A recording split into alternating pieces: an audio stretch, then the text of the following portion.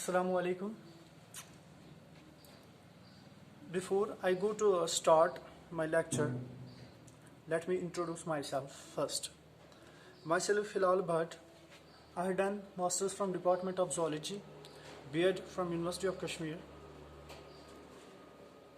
I am working as a lecturer zoology at Panache Institute, Paripura, Panache Institute, Karanagar.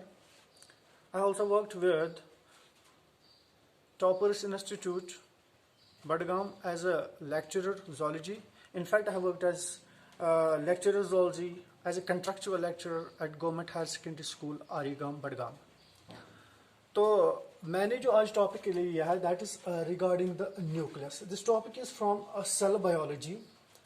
तो मैंने इस nucleus को specifically इस वजह से लिया है that it is that organelle जिसकी सम ऐसी फंक्शंस होंगी compare to the other organelles. Compared to the other organelle, it is dominant in the field in respect of what we call this functioning of this nucleus. ठीक है. तो technically जब मैं इसको define कर लेता हूँ, जो न्यूक्लियस होता है, नंबर वन मैं I will just describe it in different points so that it could be easily understood. First मैं याद रखेंगे आप, that is it is the most conspicuous. It is the most conspicuous organelle, number one. ठीक है. Number two, if we just talk about this nucleus, it is the largest cell organelle. एक तो ये बात. Not only this, you can just talk about this nucleus. It is a double membraned. Double membraned. Okay. इसके अलावा I will just talk about this, the fourth function of this nucleus, that it is having the presence of heredity material. You can say have heredity material. Okay, let me just make you understand this, the definition of nucleus in 4 points. The first one, it is the most conspicuous. What does the word conspicuous mean? Conspicuous का मतलब ये होता है कि जो nucleus हमारा है it is the visible, it can be easily scene.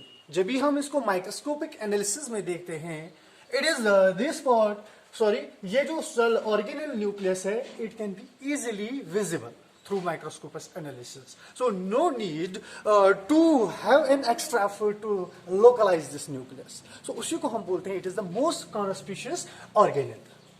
Okay. Number one ये है conspicuous organelle. Number two, it is the largest organelle. Largest मतलब ये है कि जो सेल है, सेल में जो कोई भी ऑर्गेनल्स हैं उनमें से सबसे लार्जेस्ट ऑर्गेनल जो होता है it is the nucleus. Be it plant cell, be it animal cell. And जो प्लांट सेल, एनिमल सेल में सबसे लार्जेस्ट ऑर्गेनल जो होता है वो न्यूक्लियस होता है. हो गए 2 पॉइंट्स. एंड थर्ड पॉइंट ये है it is a double membrane structure. वो मैं भी स्ट्रक्चर भी बनाऊंगा. It is a double membrane structure. मतलब if we just talk about this nucleus, it will be like this, having the outer membrane, this very membrane. Number two, इसके बाहर से एक और कवरिंग होती है. So we can simply call it as the nucleus is a double membrane structure. 2 membranes इसके पास अलग you can से प्रेजेंट होती है. ठीक है. So number one, conspicuous, largest cell organelle, double membrane, and in fact the important point is this: it is do have the presence of heredity material. Heredity material की मैं जब बात कर लेता हूँ, heredity material you can just talk about there is the presence of DNA, you can say RNA, genetic materials जो है वो न्यूक्लियस में पाए जाते हैं. So why if there is a presence of this genetic material, हर कोई जानता है कि जो DNA होता है it is the genetic material. इसमें जो होता है there is the presence of genes, understand, and genes have the ability to transmit all the information from parents to the coming generations. Not only this, since there is the presence of DNA, there is the genetic coded information inside this. So we can here say that all the physiological processes, all the physical processes, all the metabolic processes of the cell, all the reproductive processes, these all are maintained actually by nucleus. Why nucleus? Because it do have the presence of this genetic material. So इसमें जो है genetic material present होता है, जिसकी वजह से ये जो सेल की पूरी प्रोसेसेस को मेंटेन कर लेता है. Not only this, it do have the not only maintains but it inherits those properties. वो प्रॉपर्टी को क्या कर लेता है? इनहेरिट कर लेता है to the coming cells. Understand? So ये चार चीजें जो है, this are specific points which are concerned with this nucleus. And next point आप याद ये रखेंगे, जो न्यूक्लियस होता है, who discovered it? It was Robert Brown. तो रॉबर्ट ब्राउन ने जो इसको डिस्कवर किया था, कहां से? Orchid root cells. सो जो ऑर्चिड रूट प्लांट होता है, उनकी जो रूट सेल्स होती है, वहां से उन्होंने जो है न्यूक्लियस को डिस्कवर किया था. ठीक है. अब डिपेंड करता है कि अगर हम न्यूक्लियस की बात करेंगे, ये कहां पे प्रेजेंट होता है. Understand? Number one. Number two is this that ये जो न्यूक्लियस होता है, कहीं कहीं पे ये एब्सेंट होता है. You understand? So those cells which do have the presence of nucleus, what are these called as? Those cells which do not possess the nucleus, what are these called as? Okay, let me make you understand.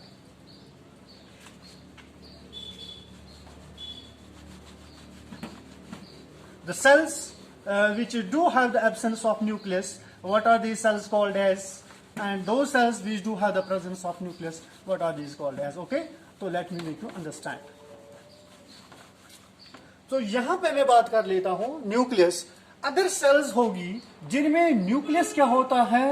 If nucleus is present, if nucleus present, तो तब इनका हम क्या नाम बोलते हैं? These are to be called as nucleated sales.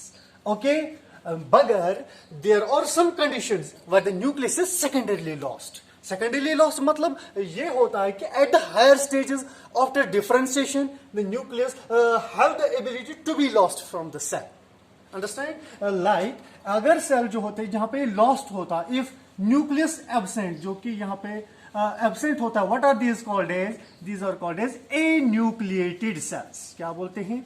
एन्यूक्लिएटेड cells. What is enucleated cells? दो cells जहां पे जो होता है न्यूक्लियस सेकेंडरी लॉस्ट होता है, सेकेंडरली लॉस्ट. ठीक है. So the nucleus is secondarily lost in these cells of cells. Specifically the typical example, if we just talk about this, अगर मैं बात कर लूंगा कि जो न्यूक्लिएटेड सेल है कौन सी होती है. ठीक है. अगर मैं बात कर रहा हूं, it is mature mammalian RBCs. Mature mammalian RBCs. ठीक है. जो हमारी आरबीसीज होती है, इट इज नॉट नेसेसरी कि all the mammals have lost this nucleus, but majority of mammalian RBCs, उनमें जो है न्यूक्लियस क्या? सेकेंडरली लॉस्ट होता है. If we just talk about this RBCs, so here the question is, nucleus तो loss हो गया है. You understand? सो मैंने अभी कहा कि it maintains all the functions. But if we just talk about this RBC, it is actually the differentiated cell. It has attained all of its functions. But nucleus इस वजह से इसने लॉस किया होता है.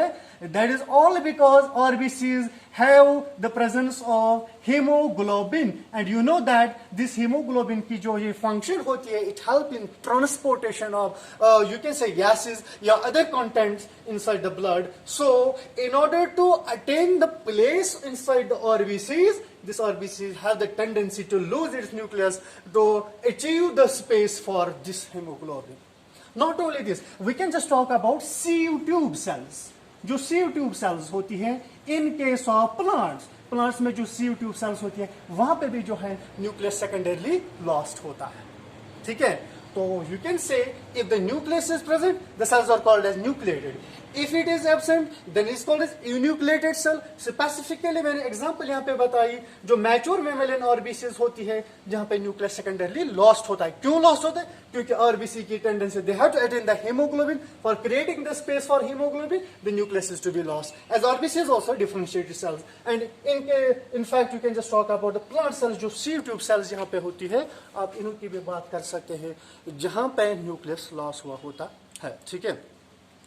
अब अगर हम देखेंगे न्यूक्लियस का number, you understand, if we just talk about the number of the nucleus, कितने न्यूक्लियस एक सेल में प्रेजेंट होते हैं, तो अकॉर्डिंगली हम जो है इन सेल्स को नाम देते हैं. से फॉर एग्जाम्पल अगर मैं बात कर लेता हूं न्यूक्लियस की,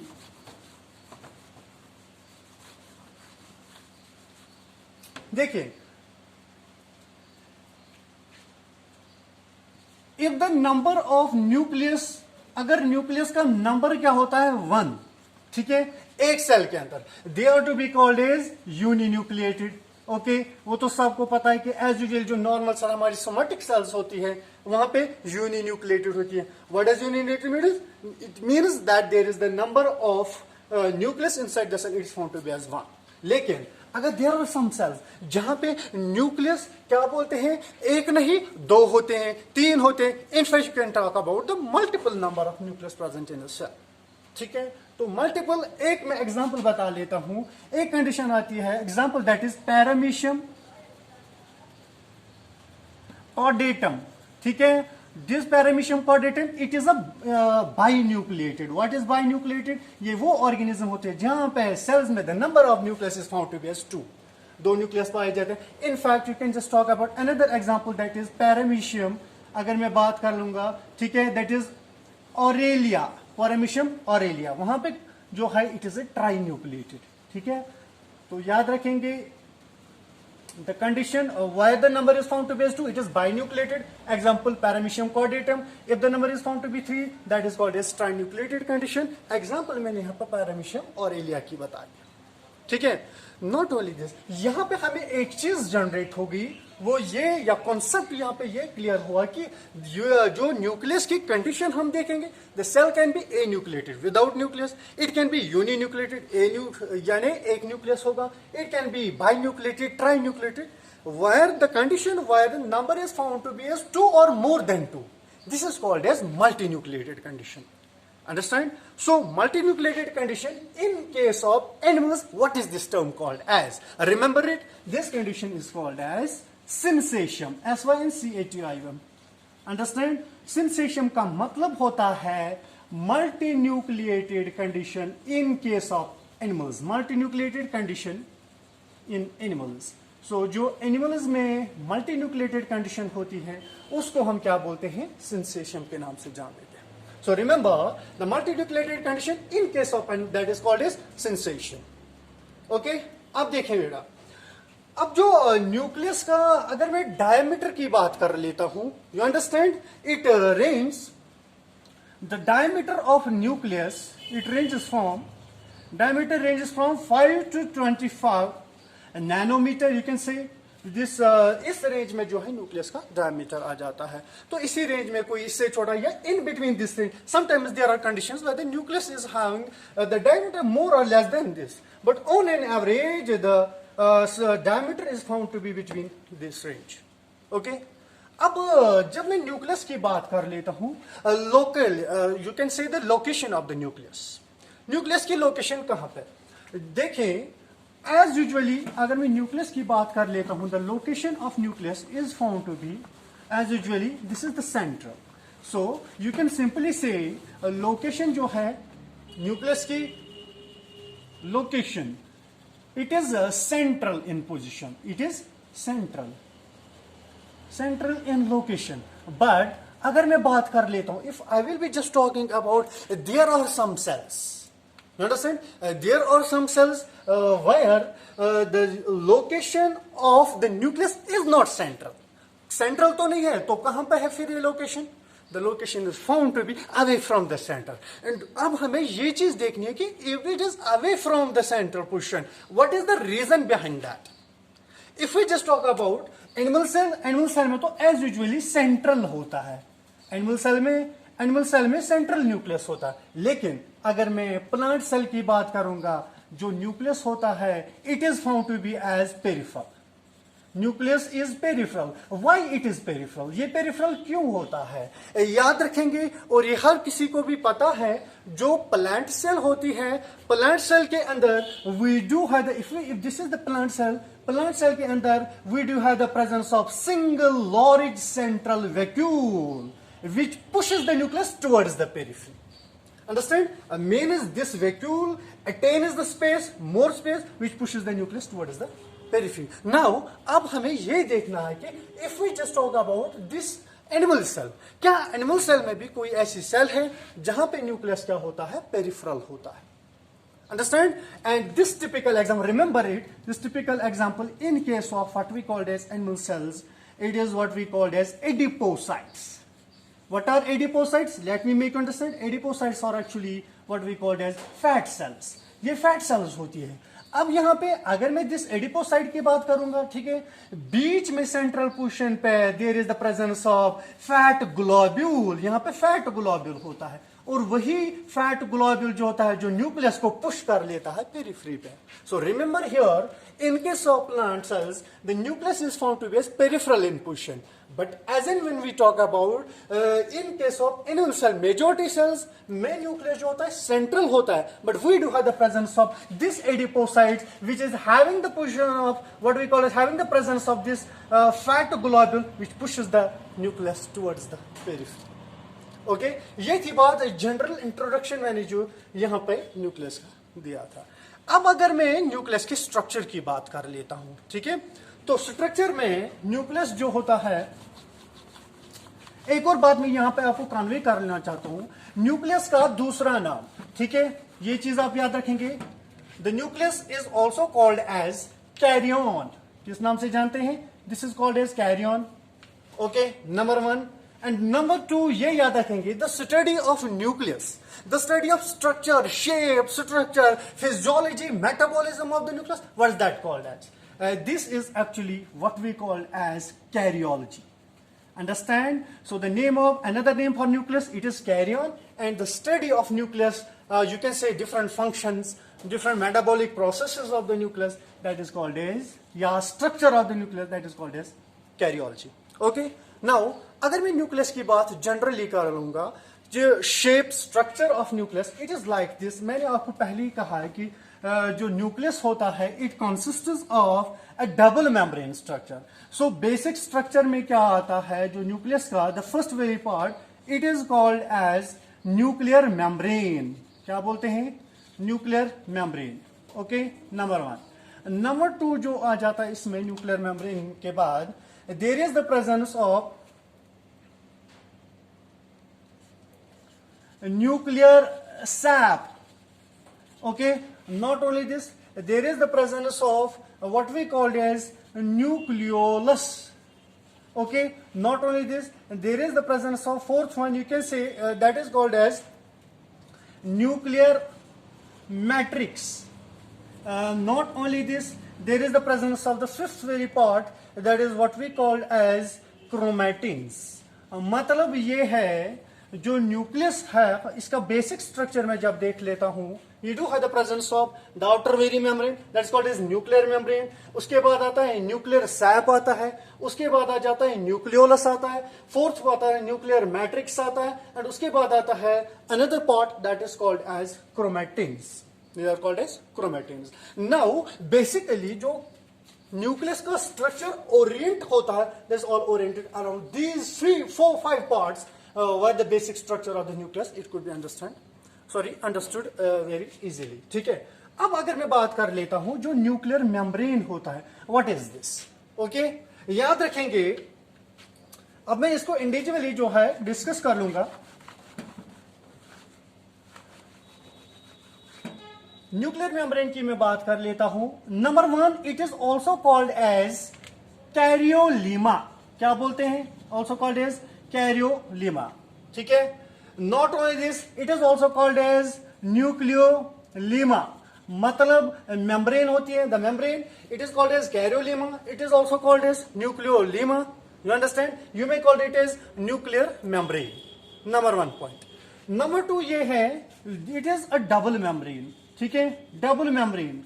what is a double membrane? ये तो आपको पहले ही मैंने बताया कि if this is the nucleus, understand, nucleus की आउटर सरफेस पे we do have the presence of a membrane which is double membrane. One is outer membrane, another is inner membrane. And ये चीज याद रखनी है, the space enclosed between the two, outer membrane and inner membrane, what is this called as? This space is called as perinuclear space. This is called as perinuclear space. So यहाँ पे ये चीज आपको याद रखनी है कि जो न्यूक्लियस होता है इसमें जो मेम्ब्रेन होती है it is a double membrane, number one. Number two, this is an outer membrane, inner one. They enclose a space. What is that space called as? It is called as perinuclear space. Number one point. Number two ये है, चूंकि ये double membrane होती है, इस membrane पे अगर हम देखेंगे this membrane it acts as, इसकी क्या फंक्शन है? एक तो ये बात. उसके बेसिक स्ट्रक्चर अगर हम देखेंगे न्यूक्लियर मेम्ब्रेन का, उसमें क्या है? ठीक है, let me make you understand. The first one point ये होता है कि जो न्यूक्लियर मेम्ब्रेन होती है इट एक्ट्स एज अ, अगर मैं सेल की बात कर लूंगा,